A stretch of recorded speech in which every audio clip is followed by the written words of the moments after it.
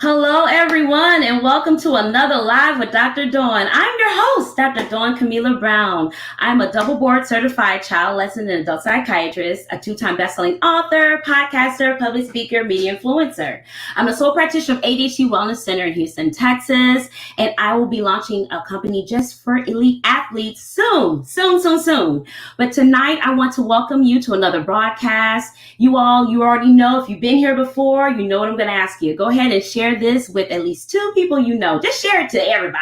Your groups, every group you were involved in, your page, even if you have a business page.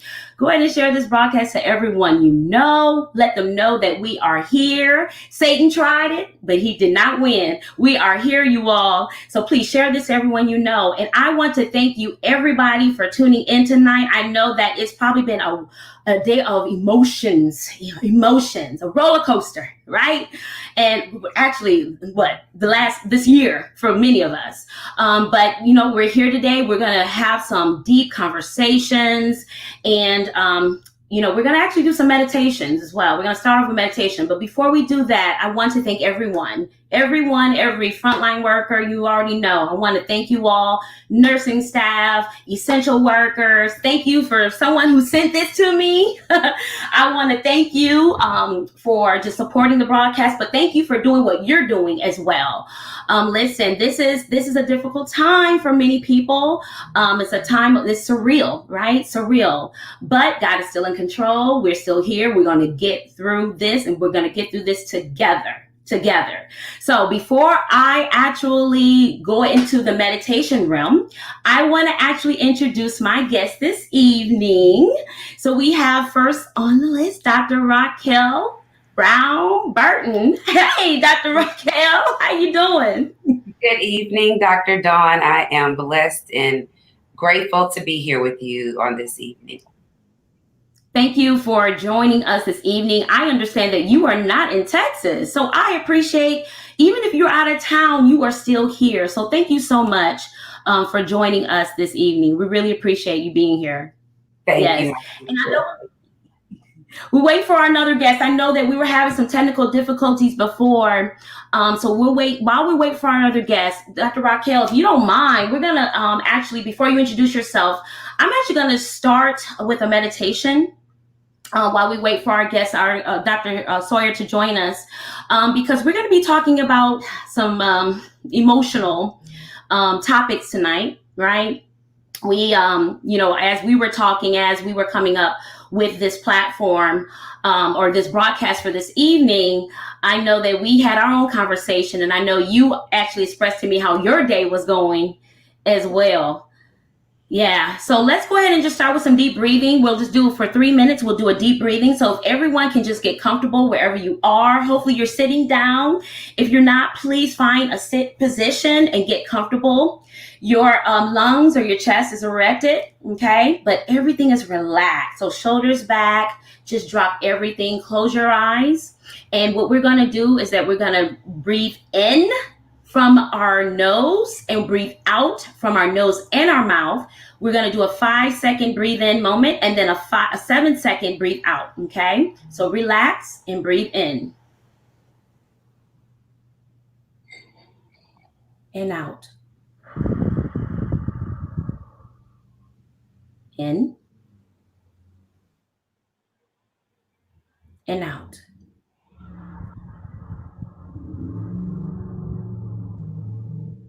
In and out. 2 more. In and out. Last one. In and out. All right. How you feeling over there, Dr. Rocky? I'm feeling better. That helped. That helped Yeah. for sure. That helped. Mhm. Thank you. Whenever I get in these tense moments, when we talk about things that are difficult to talk about or emotional to talk about, usually those emotions resurface. Yes. And, I find that deep breathing for me, or even muscle relaxation with deep breathing doesn't work, often are my go tos. And I just do it for 5 minutes in the middle of my day, and it really does make a difference. Yeah. Shout out to my line sister, your chapter soror, Dr. Adrienne Powell Scruggs, who always recommends deep breathing to me when I am under stress, and talking to her about, well, she's my primary care doctor, but talking Mm. about anxiety and stress and how to go to that deep Yeah. breathing that we take for granted to allow ourselves to feel our breath. That's right. That's right. Exactly. Yeah. Shout out to Dr. Ann. I was getting excited because I thought she may be in the room. I was getting excited. Dr. Ann is amazing. And I can't wait to have her on here as well, for Yes, sure. yes. Hi, Dr. Jackie. Hello. Yes, Dr. Jackie's here, and Dr. Otis is in here in the room. So you're getting some love here.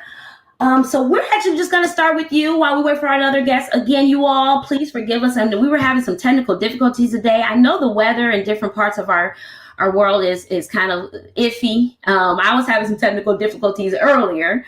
Hey, the show's going to go on. And I want Dr. Burton to introduce herself. Please, Dr. Burton, introduce yourself for those who do not know you.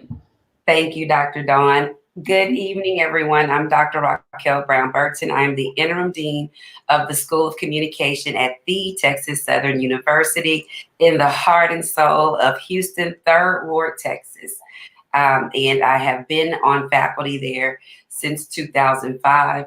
Ironically, I ended up at Texas Southern as the result of another major atrocity that pulled the Band-Aid off of the two Americas that we will be speaking about today, which is Hurricane Katrina. So it's interesting what these last 15 years of my life have been, but I've been blessed, grateful to be here, have served as interim dean for a year and a half. My areas of research are race and media, race and representation, health communication as well, intersectionality, and how those things are played out and displayed in communication manners, and particularly via mass media. Awesome. Thank you. Thank you, Dr. Thank you. Yes. I hear some feedback, so let me make sure. Okay. I saw Dr. Cherry come in. I think she went back out. So we'll go ahead and start. So let's start with how we're feeling. How about that? Oh, wait, hold on. Here's Dr. Cherry. Dr. Sherry's going to join us. Hey, Dr. Sherry, can you see us? Yay! Hi. They tried it, girl. They tried it. Welcome. Can everyone hear me okay? Perfect. Yes. Okay. Please, Dr. Sherry, please introduce yourself. Well, hello, everyone. My name is Dr. Sherry. I am a professor. I'm a psychologist. My passion has been mental health is the new wealth. I really, really think it's valuable and it is important. I love educating people in the area of psychology, basically. And I also have a passion with trauma and everything that is happening right now. I think this is a great platform for us to get started. I work with various doctors as well, like Dr. Dawn and Dr. Rockell. I work with many famous artists like Dr. Carlos Wallace and Dr. Liz Fabulous to help cultivate what it is that we want to talk about in terms of psychology, because I really do feel a lot of times people don't understand how mental health specifically can tie into trauma, how mental health can tie into just health, everything as a whole. So I'm also in the process of starting a podcast. So thank you, Dr. Dawn. I'm also in the process of writing a book as well. So I understand this. Let me go to my Rolodex, get my people in on the room. And thank you both for being here. Seriously, it's important for us to have our own network too. It's very important. Yes, it is.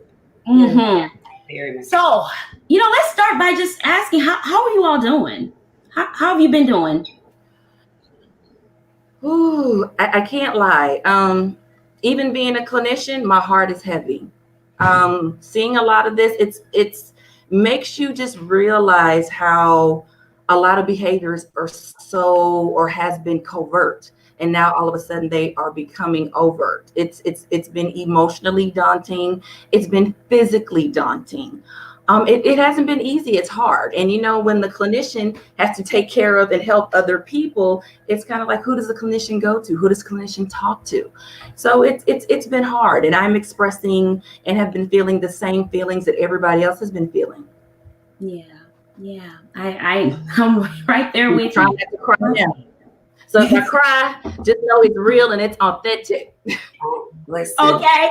I was on here crying this week on another broadcast, so I get it. Right. But that's okay, right? We should be crying, right? Yeah. Like, it's not a sign of weakness. No. That's often associated with our mentality or just generational thoughts that, crying is one of those signs of weakness. We're going to get to that. But Dr. Rocky, how have you been feeling this week? Or just overall? When you say that, it reminds me of one of the greatest preachers that I know you and I have both been privileged to hear, the Reverend Dr. Jeremiah Wright, actually mentioned in the pulpit in 1 June during revival at Wheeler Avenue that tears are not a sign of weakness, they are a sign of our sanity. And I fully believe that. And so I say that to say that I was bothered by my inability, or not inability, but my lack of tears up until this morning. They just flowed, and I don't know what the trigger was, but I know I was actually writing a message to the parents, the mothers of my godsons. I have 4 godchildren, all boys. And before I had my daughter, those were the only children that I had in my life, and that I was close to and had that type of intimate relationship with. And they are all brilliant, beautiful, kind, human beings. They are human beings. They are great citizens. They are productive. They are caring. They are loving. They are people, and they are our future. And I just came to terms with that. What if? And God forbid. And as a parent of a young Black child, but who, as a friend and sister to others who are the parents of Black children, who are the siblings to Black men and women, our community, and I want to be specific and intentional when I talk about Black people and Black men and women. I think we have to discuss this holistically and not isolate it to just our men, because we've seen one of these 3 in these last 2 weeks have been a female. Yes. And I just so I say all that to say, how am I doing? I am have an admix of emotions, sadness, anger, fear, rage, and feeling a sense of, for lack of better words, disappointed that I'm not surprised. This is long overdue, quite frankly. The rage, letting out the rage. Now, not necessarily letting out the rage is needed and it's constructive. And I will say this because I don't want what I'm saying to be misinterpreted, because I really view this as an opportunity and a time in which we are all collectively grieving and mourning. And you two know, as mental health professionals, that grief is a process. Yes. And 2 people grieve the same way and react and respond the same way. And so it is so prudent that we not judge people for the way that they express their grief. That's right. Because grief, anger is a part of that grieving process. And how dare any of us? We have to check ourselves. That's right. When it comes to that, it's not to say we condone, but I understand. Yes. And so it's those conflicted feelings and emotions that we have to make sense of. And in the moment, of having anger, sadness, despair, confusion, frustration, and then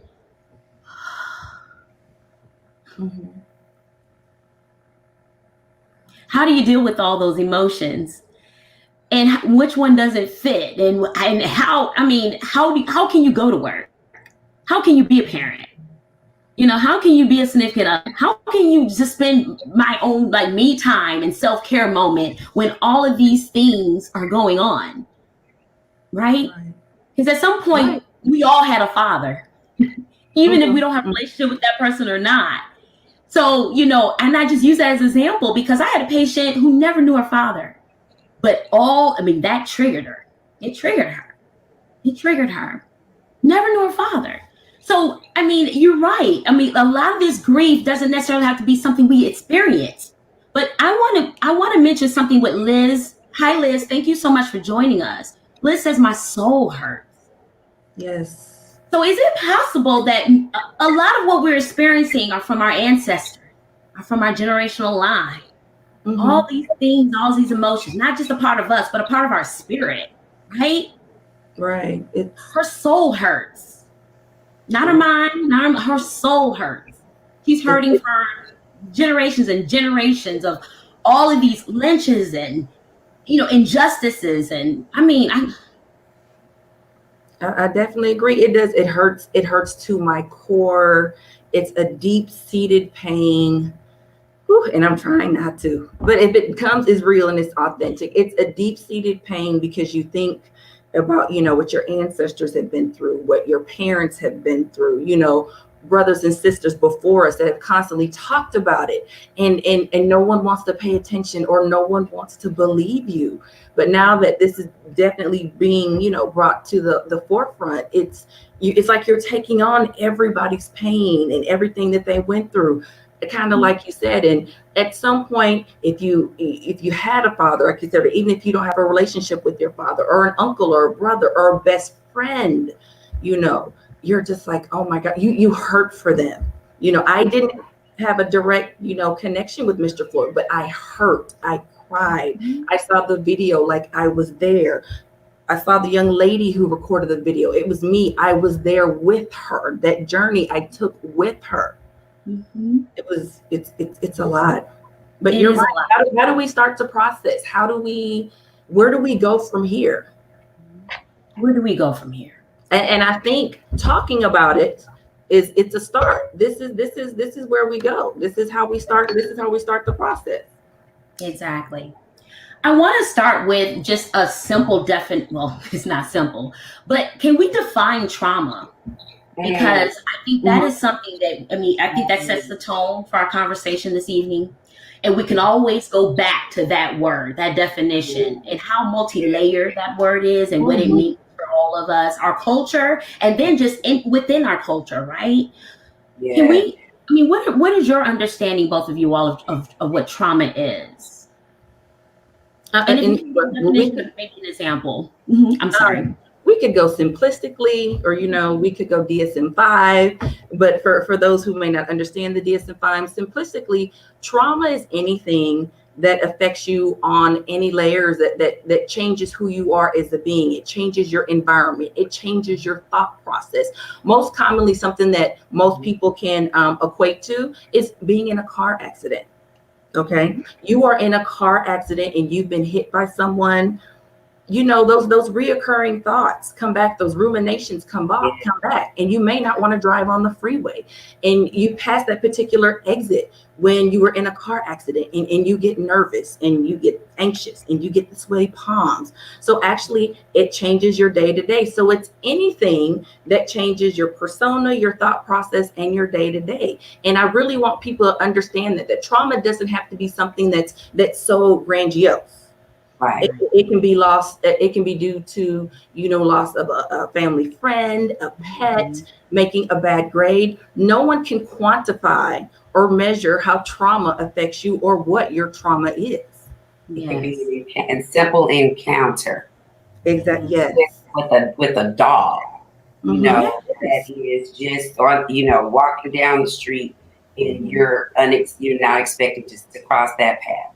You know, when you run into things and experience things that you know are possible of happening and occurring, but you hope that you're not in that situation or that circumstance.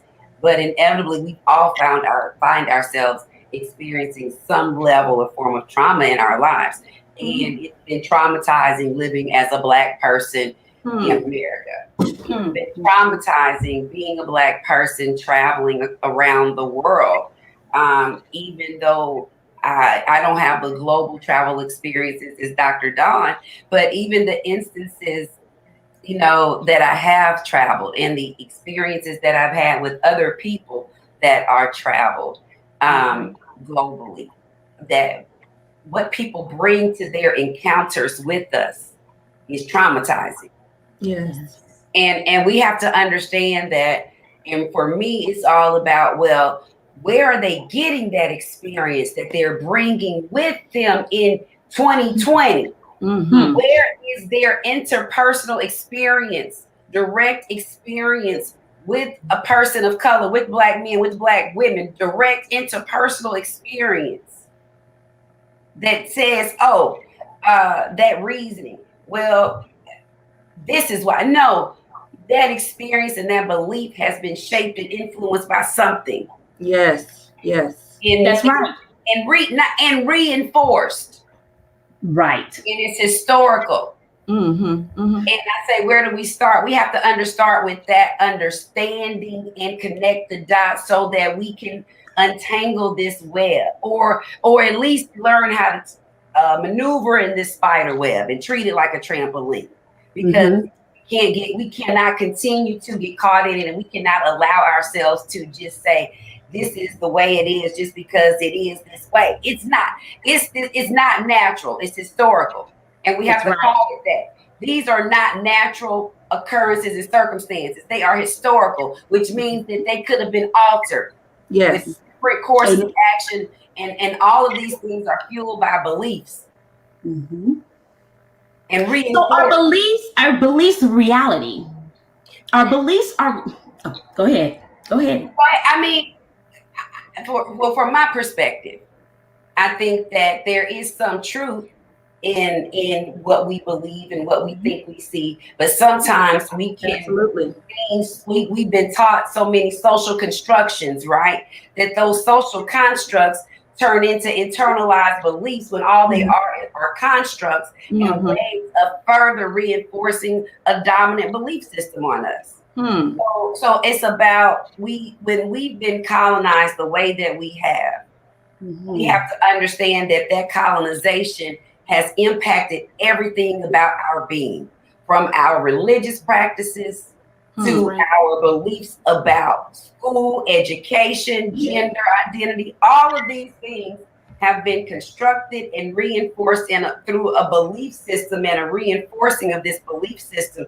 And we have to understand how all of these dots connect, and because that's how we got to where we are. And who's the beneficiary? Right. Because inevitably somebody is benefiting. Because I want to even go a little bit further, even within our own race. Yes. Right? The stereotypical dark skin, light skin Blacks. Yes. Right? Yes. I mean, that's what I put that in, when you that internal, yes, because when we talk about white supremacy, and when we talk about these interlocking systems of oppression, what I teach my students, when I teach my media criticism and analysis classes, we have to understand that this is, what I've adopted from a critical cultural feminist scholar, the great Dr. Bell Hooks. We have to unpack this colorism. That's a byproduct of white supremacy, because we've been taught it's not just about what white people do to us or other non-Black people do to us. It's what we do to ourselves and how we treat each other. It's that internalized self-hate. It's that self-hate that we may not be beating ourselves or killing ourselves or even killing other people, but we engage in damaging behaviors and processes that continue to allow these things to fuel. And I have to be careful there, because I don't want to get into respectability politics. because there's a very fine line there, right? But we have to understand that self-hate was taught to us. You know, when we believe and when our choices are limited and when what you see doesn't look like you don't understand the value that you hold, right? Right.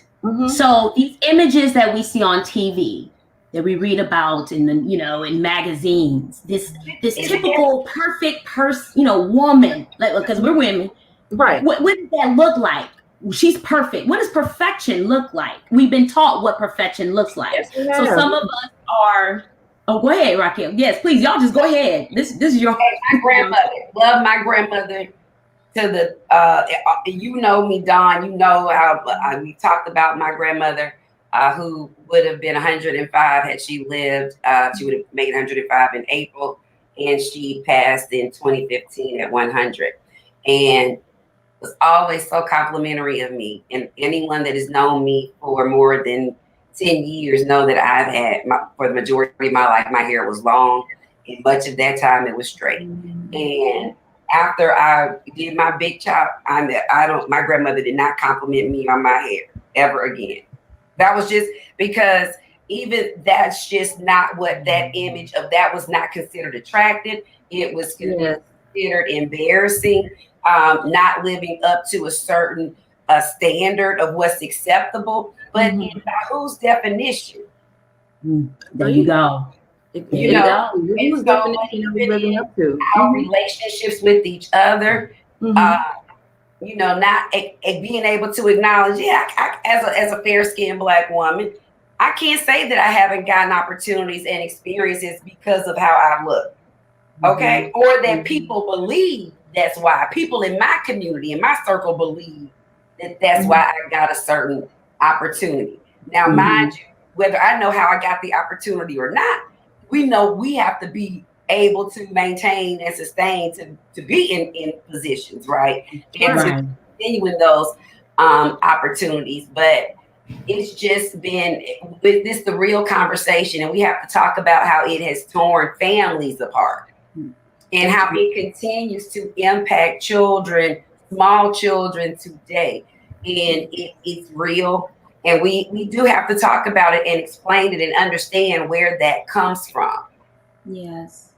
And on all sides, in all cultures. Exactly. This is a conversation that needs to happen in all homes. It needs to happen for real, in schools, even at work. I mean, why not have these discussions? They have to start happening in all the environments of where we actually live, work, and study and learn.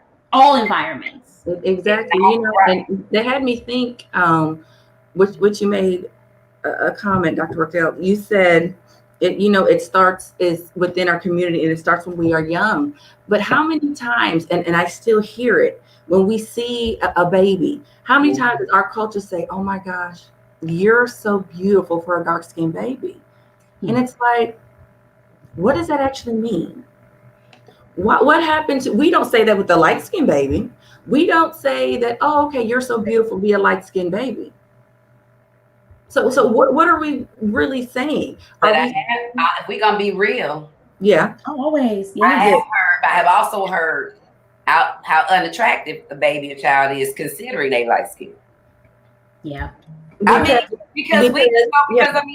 not to say that diminish, not to diminish what you're saying, but we have to understand it's still that belief that, if it's light, it's right. The closer to white, look a particular way. Yes. Yeah. It's a divisive means of breaking up our own race. And it's been going on generations after generation. It's embedded. Yes. And this is where and I'm so glad, Dr. Dawn, that you mentioned, what do we see?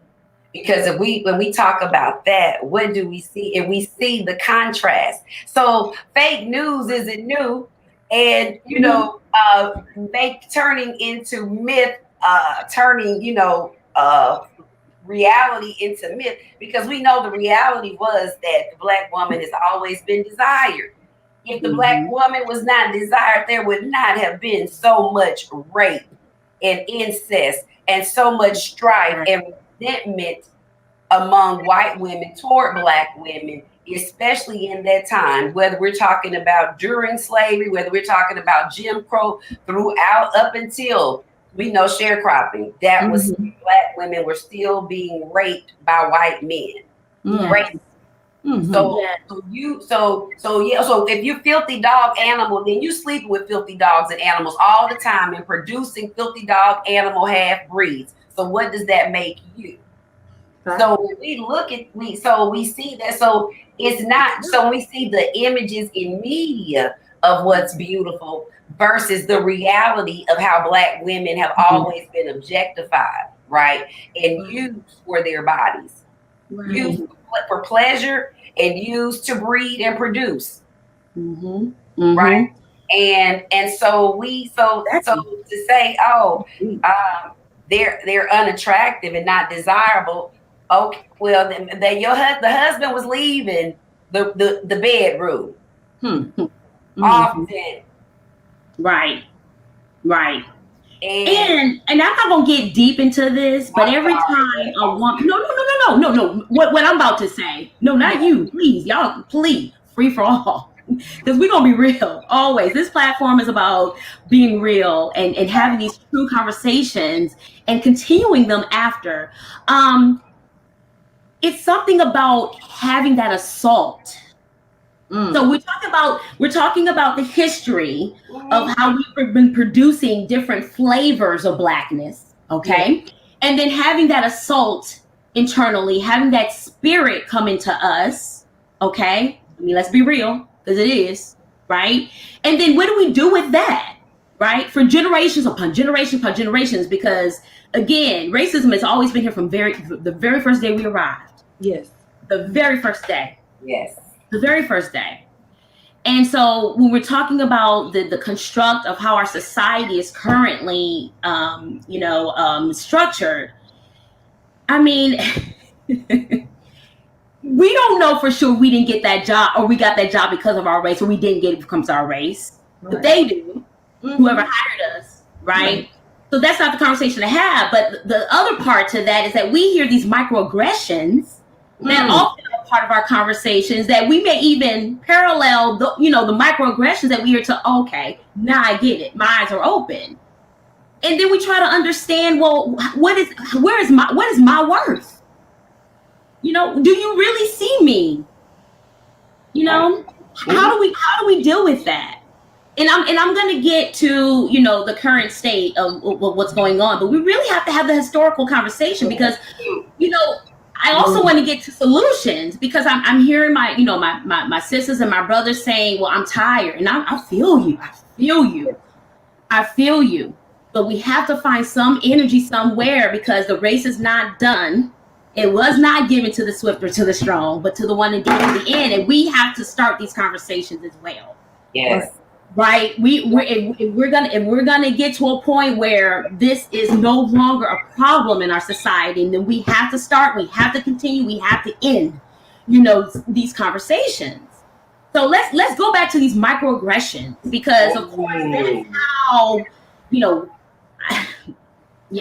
I can go on and on with stories. Yeah. Think about stories right now, on and on. Can you all talk about what microaggressions are? And how that relates to, racial trauma? Well, conceptualizing microaggressions is, in layman's terms, is simply an insult that can happen every day, whether non-verbal, verbal, intentional, or non-intentional. For example, it can be, the elevator door is opening and, there's a non-person of color, a white person standing there at the elevator and they look like, oh, I'll take the next one. Just go ahead. Or it can be simply put like, oh, you're so smart. And then attributing intelligence because we're assuming because they're Asian, they are smart. So definitely conceptualizing microaggressions as a whole. I think for us within the Black culture and the Black community, it stems in so many factors. I mean, especially when it comes to criminality. There are so many microaggressions that they attribute to us that you automatically see maybe a dark-skinned man walking into a store and You might clutch your purse a little closer, and you might grab your kid and say, come here. But why? But why? Or even in our day-to-day lives as working, productive citizens in our work environments or other environments, whether we're out to dinner and you are, but it's even more traumatizing, I think, when you say it's those day-to-day, those little experiences you have at work, not being included in a decision that's going to affect you. All of the other team members are included, or certain people with your credentials are included, but you happen to be the one that's left out. Or when you speak up and you are confident, being labeled and having a label attached to you by your colleagues or employer or whatever, that you are a certain way, and having things be attached to you that are not really valid, but because of other people's insecurities and biases, that and it can make your life miserable, because you're like, really? You recognize it. You know something isn't right with this.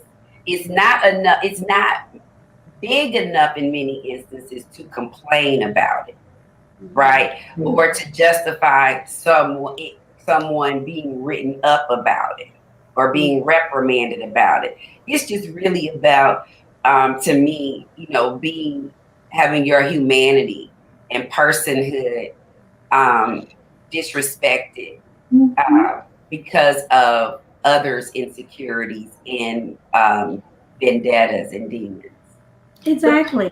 Think about, I like the comment that you made. As Black women, we're all Black women on this platform. When we do speak up and use our voice, and then we are labeled, how does that make us feel now in the workforce? Because now, that's Dr. Dawn speaking again. Okay, Now, Black woman, angry Black woman. She's upset, so can't work. What does that do to our self-esteem, our self-worth? That's as an individual. And then what happens when the next ones come along? Dr. Dawn's now on the team. Dr. Dawn, okay, you know what? You may have something to say, but just tone it down just a little bit, because you don't want to be labeled as that angry Black woman because you have an opinion and you're standing up for yourself, or you don't see that something is right or agree with something. Right. Unreasonable. Yes. And that's why historical perspective is so important, that we started off with that conversation, because this often happens with people we don't even know. Yes. And we offer that support. We are the emotional or the support in our respective environments in many instances. And it goes back to, okay, we are helping and supporting other people, and it is often not reciprocated. I've heard, we have been told and conditioned to be the bigger person. And sometimes you have to let it out. We've had to let being the bigger person out of the door for our own sanity. Yes. Exactly. I like the comment, right. I like the comment that has been made by Carlos Wallace. Why do we have to apologize for being Black? Why do we have to apologize? What other race or ethnicity and or culture has to apologize for being who they are? Can I ask a question though? And I'm just asking a question. Okay. Because let's be real. What is Black? Right. Right. No, really. That's what, right. What is Black? Because I went to a predominantly white high school. Yes. I was the only Black in my class, middle and high school. The only Black in my classes. I mean, my friendships were great. Okay. But I often heard, you talk like a white girl from my Black friend. Let's talk about it. Let's be real. What? I mean, let's be real. What does that mean? What, because I talk proper means I'm talking white, or because I ain't talking slang, I ain't Black enough? but that's the color of my skin. So what you represent, what I'm in my shell, which is black, has everything to do with how I move, how I maneuver, what my hair looks like, what my voice looks like, what I say, how I say it. Come on, let's be real, y'all. Why can't it be a human experience? Because we do the same thing to ourselves, and we put ourselves in that box to where it's hard to even connect within our own race and our own culture and appreciate that, you know? So what is being black? What is being white? And who put that on us? I mean, who defined those? Where did these labels come from, Dawn? I can resonate with what you have said so many times. I came to Houston, Texas, lived on the East Coast, the West Coast, never had any problems, went to predominantly white schools, had great relationships, great friendships. But then I came to the South. Houston, Texas, love my city, love H-Town. You're an Oreo. And I'm like, an Oreo cookie? What? I didn't know what that was. I'm like, what do you mean I'm an Oreo? You talk like a white girl. And then I got this. Oh, you dress like a white girl. What is that? And when I tell you that did something to me in my self-esteem, I went through it. But I had to dig deep. And I think, Dr. Dawn, like you said, it's been conceptualized is talking a specific way, acting a specific way, dressing a specific way for that particular culture and or cohort or section. And if you don't fit in, you're different. And they don't understand why you're different. So instead of you being different is a positive thing, they come up with all these negative connotations, and they hurt because they come from people that look like you. And what is also what's also so interesting about that is for us and other people that I'll say ordinary Black people, working class, because I don't subscribe to the whole middle class thing, all socially constructed. They're really just two groups. But what that's quite been a little interesting when we talk about the way we identify what's white, what's Black, and this talking in our education.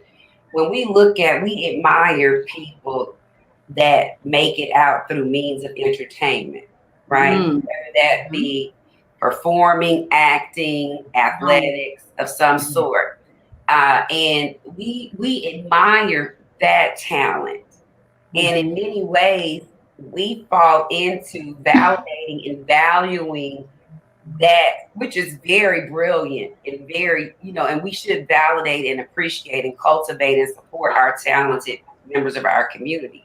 But then we diminish those accomplishments when others are doing it differently through the way that's actually more accessible, which is education. And not that it's perfect, but you have a greater chance of improving your social conditions through education. And when our parents or those parents that have, made tough choices to put their children in certain schools with the hope that to provide their children with something different or in their minds better than what they had. And I think that that's Generation X, somewhat the millennial generation, but definitely a lot of us in Generation X, because we were that first post-civil rights generation, and so we were the ones that were coming through when there were supposedly now options. And parents are making the best choices with the changing world and society that they could. And so even because I'm so Southern, I never was accused of talking white, but I was accused of being, a wannabe and too smart that, going to college and as opposed to, and it was from my peers, not from older people. Our older, elders are very supportive and encouraging. But I can't remember my peers at a certain point, even, making fun of being smart. And and I never subscribed to it. It only hurt me because I understood, at that time, even back then, that was a symptom. It is a symptom. That's exactly what it is, because again, let's tie in that history. When you go to Africa, because I try to visit the continent at least once a year, right? And I've just been to Kenya, been to Zanzibar, been to South Africa, been to Rwanda. I mean, all these places, right? And even, okay, let's just take Rwanda. Rwanda has like 50 languages within Rwanda. So it's not about how you talk and how you present, but that's how they identify within their own tribe, right? And so I met a Kenyan, two guys from Kenya, but again, they were from different tribes. And I mean, it's kind of like me trying to speak Japanese, something I've never studied, but we're the same culture. Yes. And so the reason why I really wanted to bring that in and tie it in is because that didn't start happening until we got here. And it also has to do with access, right? The lack of or having access to certain things. Or, picking which Negroes to put on the spotlight. You got to talk proper, you got to dress proper, you got to look proper and all this kind of stuff. In comparison to those who were working hard, slave working in the field and rags and didn't have access to showers and things like that. And that's how it carries. That's why I say a lot of this is spiritual, y'all. It carries with us. It carries with us, right? Right.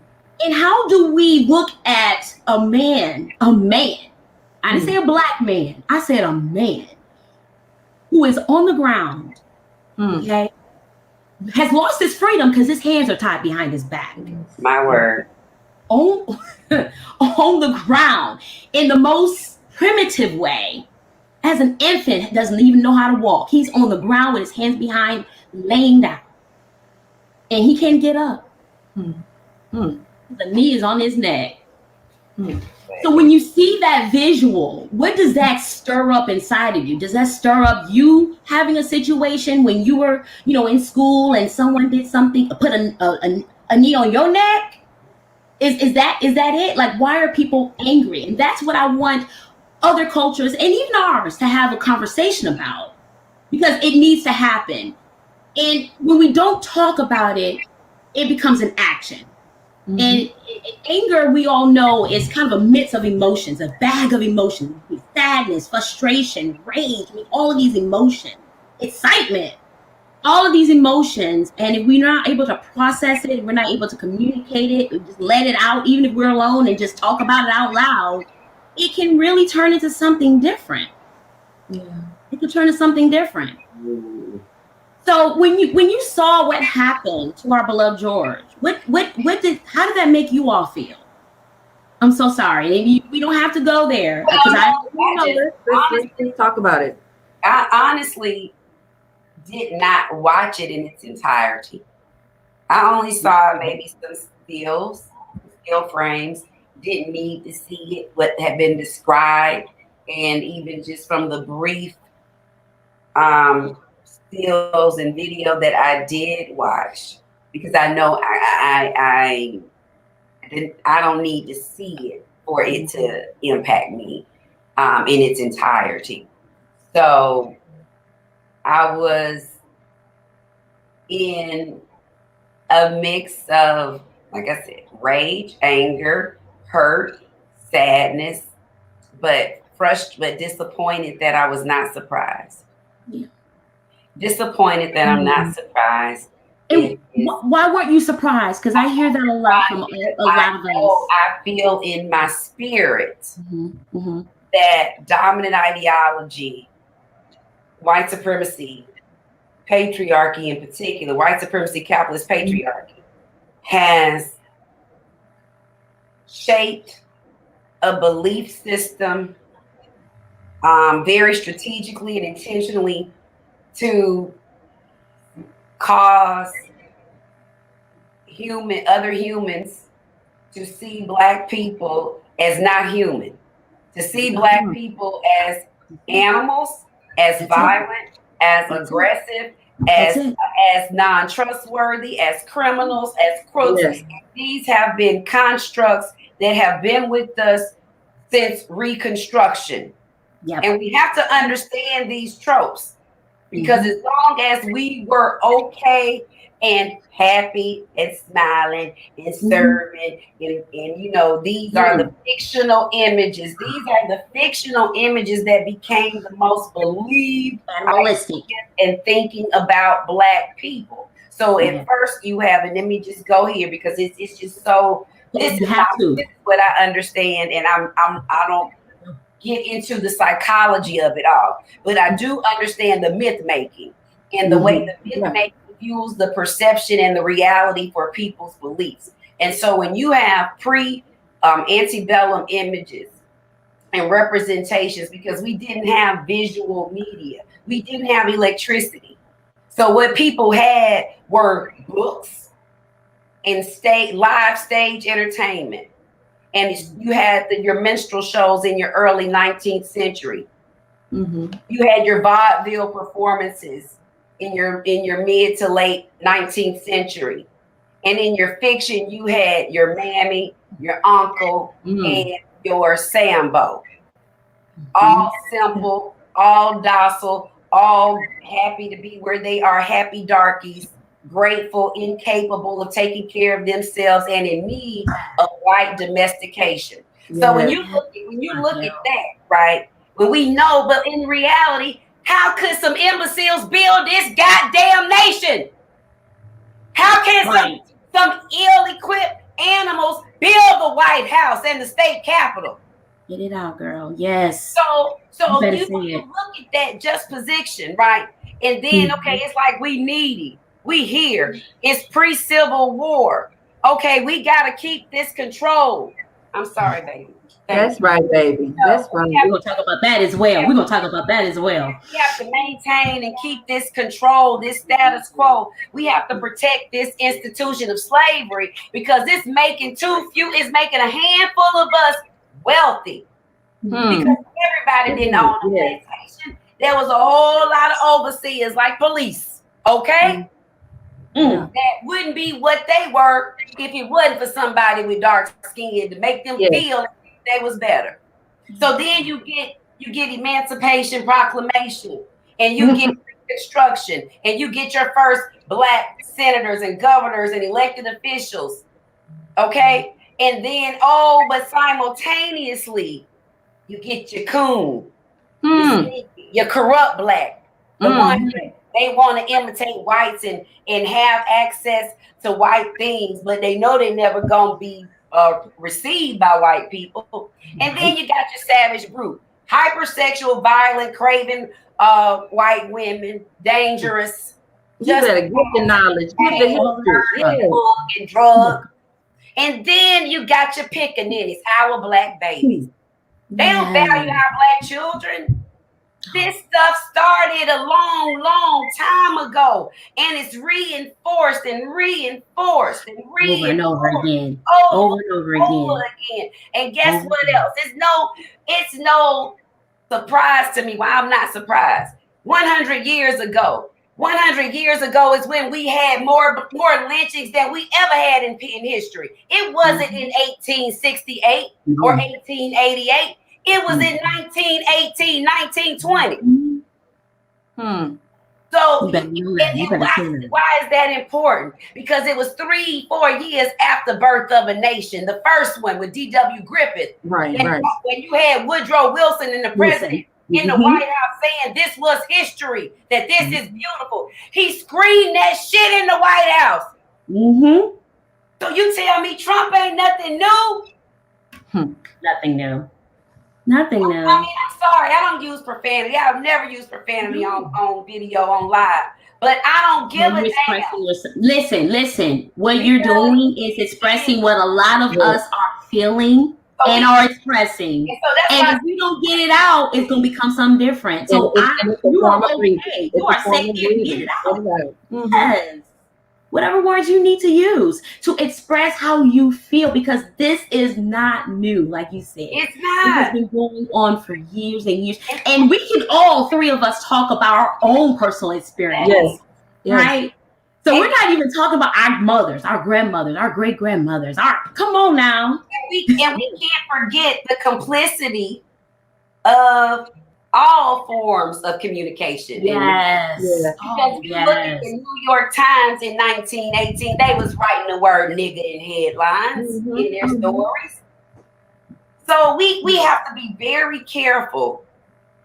Yes. Because I haven't lived on the West Coast, but I'm from the Deep South, and I've lived in the South, and I've lived in the DC metropolitan area, and I've lived in the Midwest. I lived in Michigan for 4 years. So I've seen it. I've seen it in various shapes and forms. Various shapes and forms. That's right. You know, like you, I've been there too.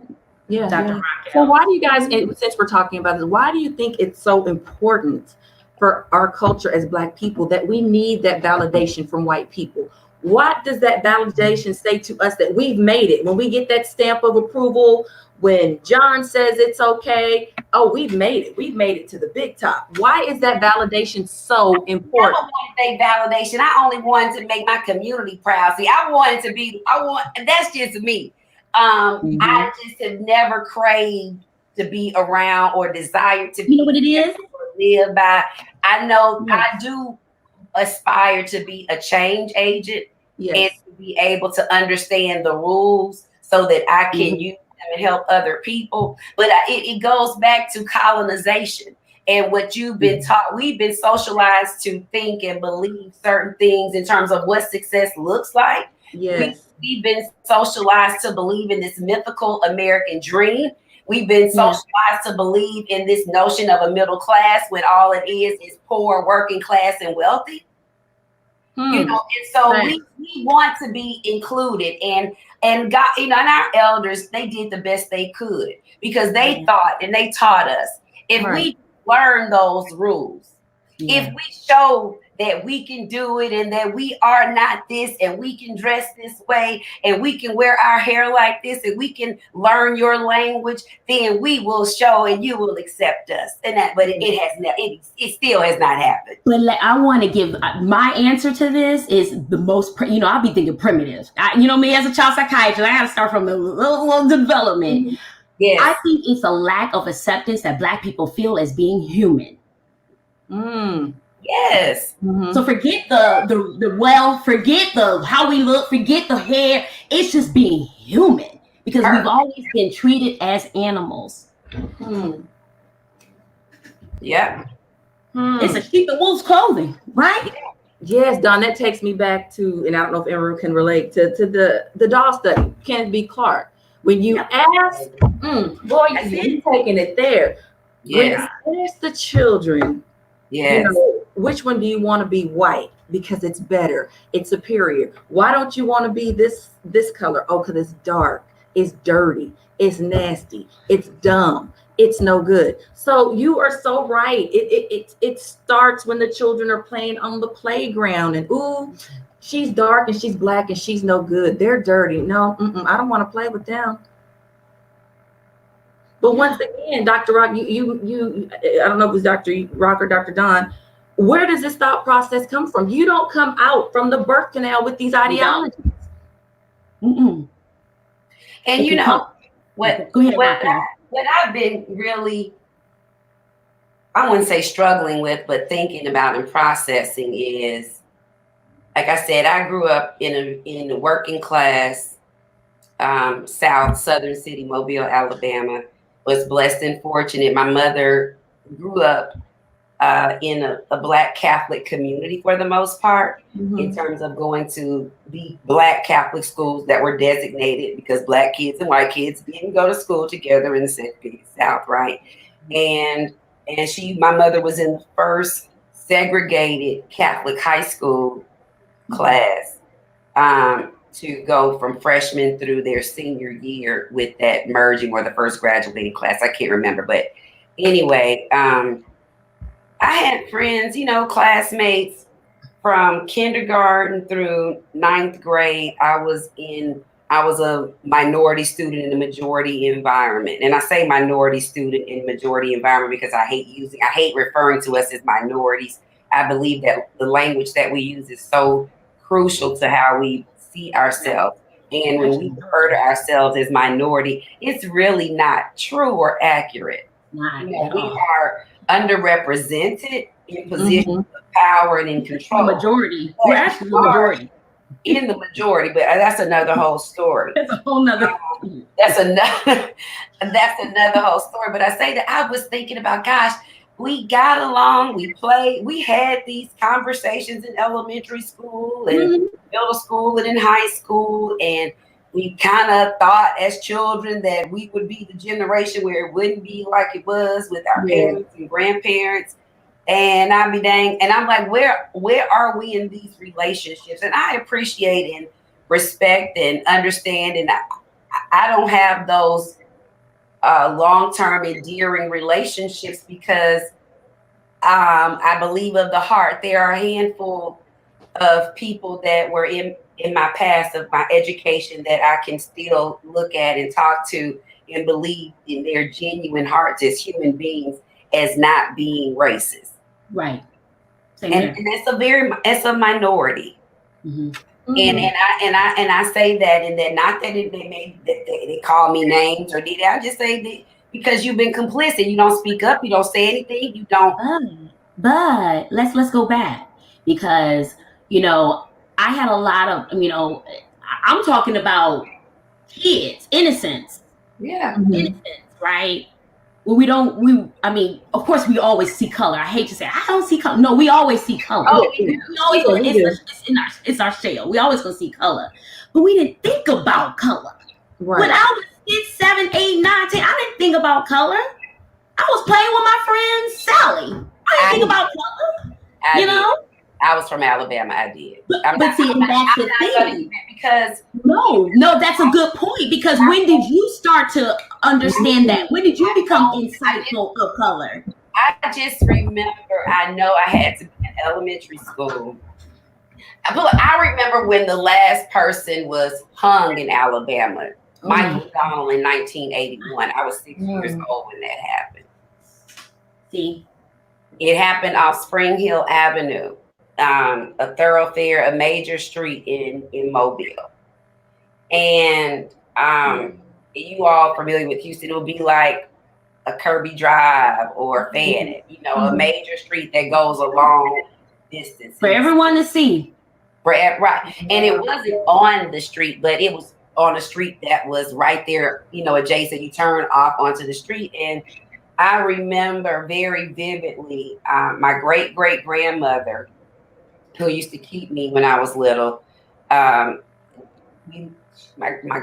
father's side, my grandmother on my grandparents on my father's side lived directly across the street from another relative, from our other relatives. My great-grandmother and her sister lived across the street from each other. And when that happened, those two sisters fought like sisters until the end, until they were elderly years. Like they fought like sisters. They had each other's back. Yeah. But when times were down, they had each other's back, and you better not come for them, but they don't, come for each other. I will never forget seeing the two of them meet up in the street. And the conversation was, you see what they did to that boy they hung? I remember that. And so I remember my mother teaching me. I don't remember how old I was, but it was definitely in elementary. I knew what the Confederate flag was. I remember playing with white kids, asking them why did they have that up in their house. And I remember them telling me, well, we're not prejudiced, because then I didn't even understand racism. I just knew the word prejudice. Saying, well, that's our Southern heritage. And I said, well, to me, it represents slavery. Right. And so it's so I've had experiences throughout elementary school. Yeah. And I understand that. The access, the exposures, where you are. This is the thing. Like, my parents had the conversation, when I was young. I can't remember how old I was. It was very young. And I remember that conversation. And I remember them talking about how people will say things to make me feel bad about who I am, how they would say things about them. My mom was all in the school district, right? How they will taunt me, how all these things could potentially happen, right? and how to respond to those things. And of course they would say you're black, you're beautiful, Right, you know, you're right. educated, you're smart, you're talented, all these things that are commonly not associated with the word black, right? Right. It wasn't until high school, in high school, I actually, again, I was telling you I was the only black in my class, and we were just relaxing. I remember where I was. I knew where I was sitting. I knew who was around me. And we were just talking, waiting for the teacher. And there were two white girls playing in my hair. Okay? Now, this is high school. So I'm just letting you know, I come from Flint, Michigan. You know, it's well mixed, you know, black, white, color, all kinds of colors. And then I'm going to Grand Blanc, you know, middle school when I was in 8th grade, and then high school, right? And so my point is, I knew something was wrong, and I knew what was wrong, but I didn't know how to respond, because that conversation didn't happen, you know, until back then. And this was something new. Like, how are you in my hair? And asking me how often I wash it, the texture, the color. Again, I understand. Let me just say this, because I can't excuse people for why they did what they did, but I also understand that there are some of us at different ages where we really don't know, because they're not having the conversation at home. I'm the only black in the class. You see what I'm saying? And they feel like I'm friend enough that they can do that because they do it to each other, whatever reason. Right. It's at that point where we need to have a conversation, say, listen, I don't appreciate you playing my hair. I actually am offended that you played my hair. Now, if you want to ask questions about me and my culture and how I look, then I can have a conversation.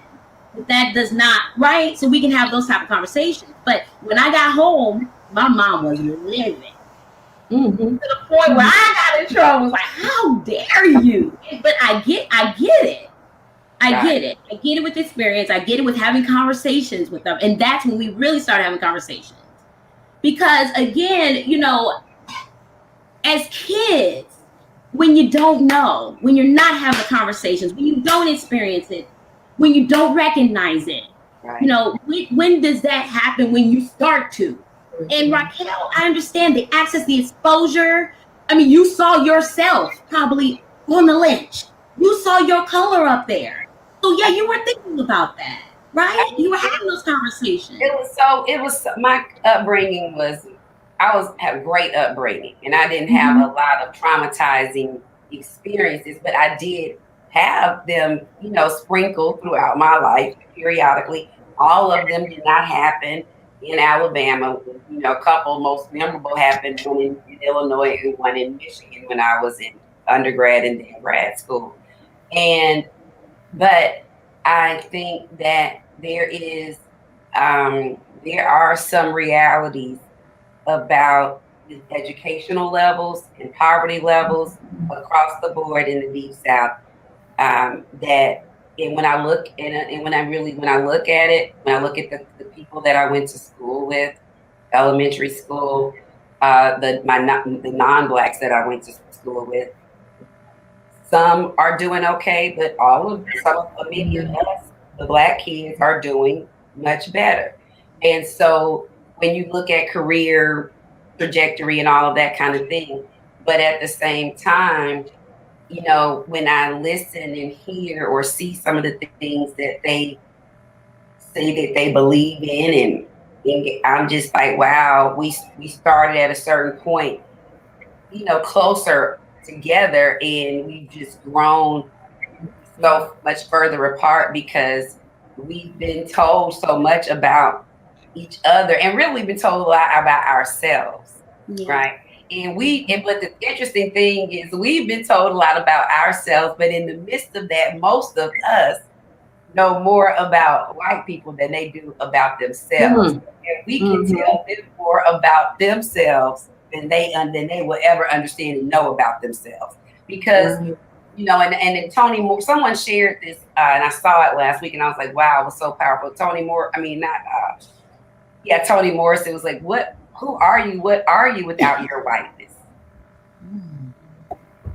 Yes. So because that's what has really allowed this to continue. Because if this was just about the economics and social class system, The revolution would have occurred a long time ago, but because you have a large portion of the underclass group of people that believe that they are superior, and they've been taught that they've been socialized to believe that they are superior, or really that others are inferior because of physical characteristics. So then you were able to keep the overseers and poor whites and freed slaves at odds, and not able to unite to have a more fair social and economic system. So now so that's why I say we have to connect these dots and understand how we continue to be the canary in the mine, how we continue to be the scapegoats, how we continue to experience everything at a higher, everything negative we experience at a higher incidence, you know, especially when it comes to health, mortality, joblessness, quality of life. And, you know, and someone spoke to this, you know, this conversation is not new. It's not. And these ills are not new. No. Has progress been made? Yes. But have we regressed as well? Yes. And so I would encourage everyone to revisit the Kerner report from 1968. You know, because it speaks about all of these after the civil unrest of the riots in 1967 and 68. Lyndon Johnson, you know, they had a commission, the Kerner Commission, like we had the Starr Commission, like we just had the Mueller Commission. You know, these reports, and this was a complete examination of the disparities and the differences in the two Americas, the Black and the white. And it talked about everything from health, housing, media, every education. It addressed all of these policy areas that impact our lived experience. That was also, it told, we knew then, that commission, that comprehensive report told us then that people were acting out of pain and hurt and in grief. Yeah. You know, but I want to bring it home, ladies, because but the conversation will continue. Yes, we have to have a part 2, 3, 4, and 5. Y'all just started it off. Thank you. The conversation will continue. I'll have an all-male panel on here who are all fathers on Sunday. So we can talk about how to communicate with our children, what's going on. Yes. Okay. And the images that we see. So we have different layers to this, and we'll be tackling that. Then I have an all-women panel who are mothers on Monday. So yes, we're going to continue to talk about this. My last question, I want to just kind of leave as a charge and as well as a question, so we can start answering the question. But I also think that we need to continue the conversations in our own homes and our home groups. How do we heal? Because we talked about the history, right? How a lot of these things started. We talked about the definition of racism being used to control and devise and to rule. So as a people, how do we heal? How do we do this? Go ahead. I think for one, definitely we need to start having these candid and real conversations with our children. It has to start there. And then on top of that, you know, Dr. Dawn and myself, with us being in the field, I really think more clinicians need to be equipped and aware on how to deal with racial trauma, because I didn't get a class on it. I'm keeping it 100. I did not get even the DSM. That's why. Right, it's a class, and it should be a diagnosis in the DSM under anxiety and other things, right next to PTSD. PTSD. Thank you. Yes, it should be right there. But this is not something that we are even exposed to in textbook, that we learn about. It's we pick up pieces of information and we have conversation and we talk to other clinicians and we have to learn. But for the counterpart, and I have to keep it 100, not many of my Caucasian clinicians know how to, if a person of color comes to them, this is what's happening to me, I don't know how to deal with it. Do you even know how to identify that it is racial trauma? Oh, you're depressed. Oh, you're having anxiety. Right. Do this, take this medication. No, that's not what they need. They don't need medication. So I definitely think that has to be a start, definitely within our community. Conversations, working with mental health professionals and clinicians and educating them on what is really happening and how to engage and have these conversations without being offensive. Mm-hmm. Exactly. So, white people, you have to do the work. You got to do the work. You have to do the work. And I think we have to check on one another. How often do we check in with each other? Dr. Dawn, you good? You okay? Dr. Rock, you okay? There's been times, I'm thankful. Dawn will send me a random text. You were in my spirit. You okay? You good? What's wrong? You need me? I'm here. And those messages mean so much. Because who do we talk to? Why don't we check in with one another? Why do we check in when trauma occurs? That's it. Yeah. Because honestly, I think two things. So first, I will say to tie into what Dr. Cherry just said, I think that it helps to have your peer group, your support group, whether it's church, those that you can be vulnerable with, because so many of us are helping other people and are in helping professions and trying to be strong or a voice of reason or logic, and we need to be able to unwind in safe spaces and share our experiences and thoughts openly and honestly with each other. But I will also say, how do we also begin? I think we have to all begin with being intentional with at least 1 to 3 things that we can do differently to support our community. And we say it often, you hear it all the time, but what is my purpose, or what can I as an individual do? When we talk about internalized racism, when we make decisions about not supporting a Black business because we start listing all of the reasons why, these excuses why we don't support Black businesses, but we don't think about if we had a Black business, or just the experiences we've had being Black in America and the obstacles we faced in our own lives day to day, just being Black in America.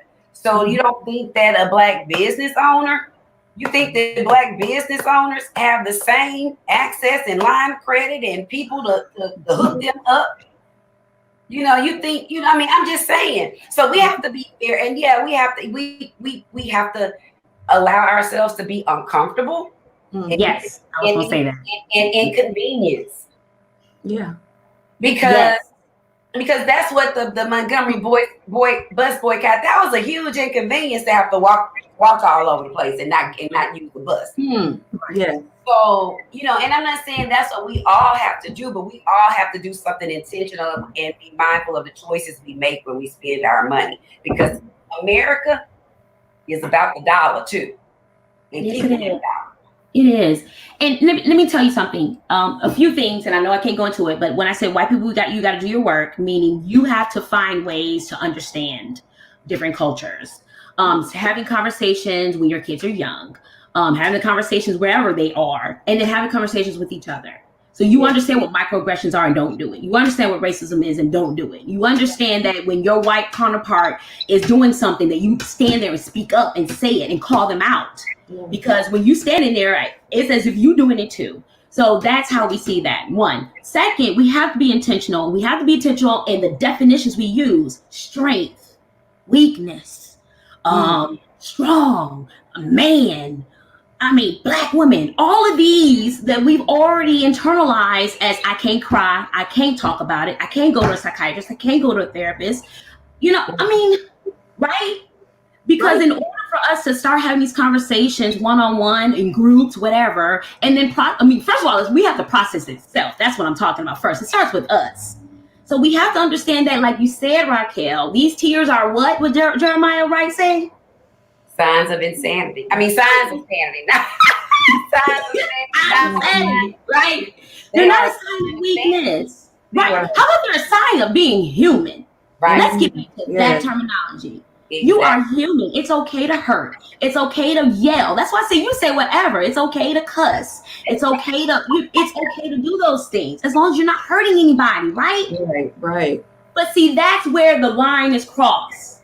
Oh, I'm a threat. Oh, she's hurting me. You know. And that's where we kind of, start to believe that about ourselves. So we have to have environments that we're having candid conversations. Yes. And a lot of them will be uncomfortable. You're going to feel it. I'm just preparing y'all. You're going to feel it. Yeah. You're going to feel it. It's going to be uncomfortable, but you got to have them.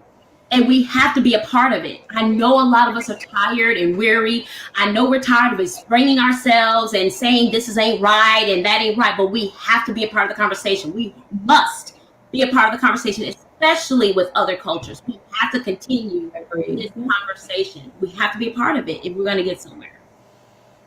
So I think that other cultures the hope is that they're starting to see us. Right. And maybe the word mama connected it. When George yelled out his, beloved mother's name, mama, when he yelled mama out, white people didn't know mama was dead. They didn't connect with that. They connected with mama. Okay? If it starts there, then that's where we start. And we start having the conversations onward. That's where we start. Agreed. And we have to we have to teach each other and affirm each other that we are not these things. Right. Or some individuals have certain characteristics but that's everywhere. That's all groups of people. Mm-hmm. Everyone makes mistakes. You have, and when we want to connect with people on the humanity level, we are more alike than we are different. But we have to allow ourselves to get to that point. And we have a lot of trust building to do. There's a lot of trust building that has to occur. And I'm not, how I don't have the energy to initiate that. Mm-hmm. Yeah. I get that. I get it. And I think that's what we need to communicate what our roles would be, right? Or how we communicate, because we can communicate that different ways. Yeah. Right? We can. It shouldn't be on, it shouldn't be on you, Rockell. It shouldn't be on you, Cherry, at your job. It shouldn't be on me in my circles. Like it's a collective front. Yeah. It's a collective front. But that's why I also said white people, Asians, all these other cultures who feel they don't understand us, they have to do their own work. Yes, they have to do their part. It has to work both ways. And I want to leave this on a message of hope, because when I saw my president on TV tonight, I don't know about y'all, I just felt a sense of calmness, a sense of order, a sense of I see, yes. Yes. It's something about President Obama that I've always adored. And, one of the things, and not speaking to him, but he took the position right now to understand where a lot of us as Blacks were today. We just heard about, the 3 other policemen being charged. Mm-hmm. We saw his son, George's son. We, continue to see his daughter. All these images and the memorial site. Triggers, right? Triggers. All these things. And so we're like on an emotional roller coaster. Mm-hmm. But we also know, and we also know, and I'm not going to leave it on this, that because they were charged does not mean they're convicted. Because we've seen it time and time again. Yes. The difference, I believe the difference right now is what you see on TV or what you participated in your own city. You see a lot of young people. Mm-hmm. You see a lot of young people, yes. Various, multiculturals. You see them fight. You see them after the curfew. You see people because a lot of young people see, they see color, yes, they see gender, all that, but they see human. This generation sees human. You best believe it, you all, they do. And so we need to continue to have the conversation. We need to bridge the generations. We need to bridge those gaps, continue to have the conversations. And I really have hope that we'll work through this. Because I'm tired too. I'm tired of seeing my brothers and my sisters. We have to have hope. We have to do what we can as individuals, but also as a collective, and be intentional and united and genuine this time. When we've called for blockouts and blackouts before, you know, there's power in numbers and it can't be sung. You know, we need them. We need a strong coalition of believers and those that want to see fair justice and fairness. You know, we need leadership. Yeah, exactly. I think that's what Obama represented for me today. I think that's what it was. I mean, leadership. We finally heard from a president that wasn't saying any derogatory and bad things. I mean, message of like not blame shifting. Because I mean, again, if my mind hears that, you're feeding my mind. What I see, what I hear, right? That's feeding our minds. It is. And so how can I be happy after I'm, hearing all these things? Right. And organization and structure, and this is the plan, and this is how we're going to deal with it. And I mean, I hearing all that, but today I heard it. Right. So, ladies. Yes. Is there any final comments you would like to make? I'm so sorry. I really didn't mean to come over here and talk. I really wanted to moderate because I think that you all are a wealth of information. I appreciate and respect both of you. Thank you so much for coming on, because as providers that hear it daily, I know what that feels like too. And I don't even know if you had time to decompress from your days. So I really appreciate y'all and having a conversation with me. Thank you. With us. I'm just going to be a part. Thank you for the invitation. Yeah. For being, a mouthy person and taking. I didn't mean to dominate or over talk anyone, but I appreciate the platform and the outlet to share and decompress. Yeah. That's it. Together with my beautiful, intelligent, bright sisters. Yes, that's what it is. Thank you, Dr. Cherry. I'm just so blessed to be here to decompress. Had a busy day, but this was my focus. This was so important to me. So passionate. I'm so passionate about my culture, my Blackness, my people, just as a whole, that we need to speak on it, because if we keep sweeping it underneath the rug, nothing will ever be done. And I think, and as much as I don't like to say it, but I think Mr. Floyd is a catalyst to spring conversation, to spring change, because everybody's saying the same things that you guys are saying. We tired. We tired. Yeah. The R is gone. And enough is enough. Yes. So since we are at the point enough is enough, let's make a change. Let's not talk about it. Let's be about it. Let's make a difference. Amen. Amen. Thank you, ladies. Thank you. Oh, thank you. Yes. Thank you, everyone, for joining us. If you have questions, go ahead and drop them in the comment section. We'll address your questions. And come back here on Sunday. We'll have another Live with Dr. Dawn. We're going to continue the conversation. But remember, you all, before you go to sleep at night, just breathe. Just breathe. Just breathe. We are going to get through this. All right? Have a good evening, everyone. Thank you. Thank you. Bye. Thank you. Thank you, Dawn. Thank you, Dawn.